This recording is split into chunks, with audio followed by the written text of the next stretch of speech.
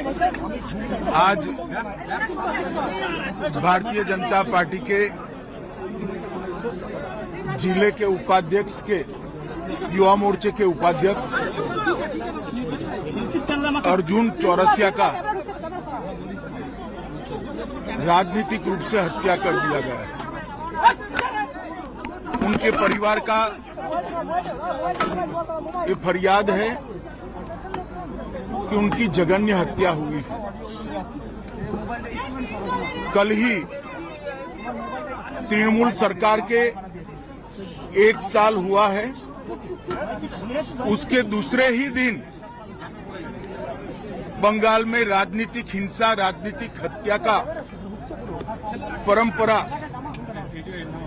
फिर से शुरू किया है। पूरे बंगाल में जहां पर भी जाते हैं राजनीतिक हिंसा, प्रतिशोध में हत्याएं और विरोधी राजनीतिक दलों के कार्यकर्ताओं को चुन चुन कर निशाना बनाने का अनेक उदाहरण हमारे सामने आए हैं। भारतीय जनता पार्टी अर्जुन की हत्या की, चौरसिया की हत्या की घोर निंदा कर रही है और हम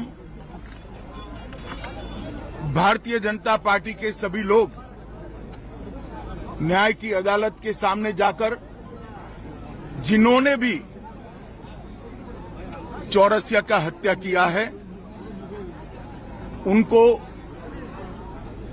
इस जघन्य हत्या का कड़ी से कड़ी सजा मिले वो सुनिश्चित करेंगे। मैं आज पूरे बंगाल की जनता को ये बताना चाहता हूं कि इसी के खिलाफ भारतीय जनता पार्टी लड़ रही है। बंगाल के अंदर विरोधियों की आवाज को कुचल देना, हिंसा और हत्याओं से डराने का प्रयास करना पहले कम्युनिस्ट शासन में और अब उससे बढ़ चढ़कर तृणमूल कांग्रेस के शासन में हुआ है। मैं पीड़ित परिवार से मिला हूं। पीड़ित परिवार की चौरसिया की दादी को भी नहीं बख्शा गया, उनको भी मारा गया। उनके कहने के हिसाब से जोर जबरदस्ती चौरसिया के मृतदेह को परिवार से छीना गया है।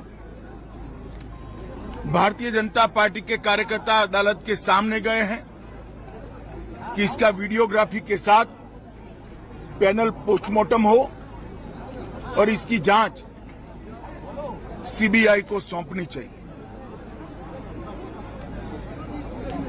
अनेक चुनाव के बाद अनेक हत्याओं का सिलसिला थमता नहीं है।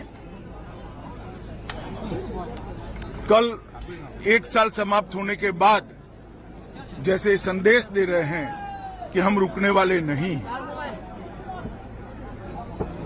भारतीय जनता पार्टी हिंसा की राजनीति में ना विश्वास करती है, ना हिंसा की राजनीति से डरती है। हम कानून की अदालत में इतना सुनिश्चित करेंगे कि चौरसिया के हत्यारों को कड़ी से कड़ी सजा दे। जिन्होंने भी ये कांड किया है उन सबको अदालत के कटघरे में खड़े करेंगे। डर का माहौल पैदा करने के लिए स्वाभाविक रूप से डर का माहौल पैदा करने की साजिश भी है और प्रयास भी है। पहले ह्यूमन राइट कमीशन, अनुसूचित जाति के कमीशन और महिला आयोग ने इस बात को कोर्ट के सामने रखा था। शायद 1 साल के कम अंतराल में देश के किसी भी प्रांत में इतने ज्यादा केस सीबीआई को सुपुर्द नहीं किए होंगे जितना बंगाल सरकार से केस लेकर हाईकोर्ट ने सीबीआई को दिया है। यही बताता है कि कोर्ट को यहाँ की कानून और व्यवस्था और पुलिस पर भरोसा नहीं रहा। अमित जी, परिवार आप के होम साथ मिनिस्टर बात में हुआ? बार-बार अमित जी, यहाँ पर परिवार के साथ बात हुआ आपका? परिवार के साथ मेरी डिटेल बात हुई है। हाँ। स्वाभाविक रूप से परिवार काफी आहत है, बेटा जाने से भी आहत है, और उसके बाद प्रशासन ने उनसे जो व्यवहार किया है, जो अत्याचार किया है, परिवार के लोगों को मारा है, जिन्होंने हत्या की उसको पकड़ना तो दूर रहा, परिवार के लोगों को मारने का काम किया है, उससे बहुत आहत है।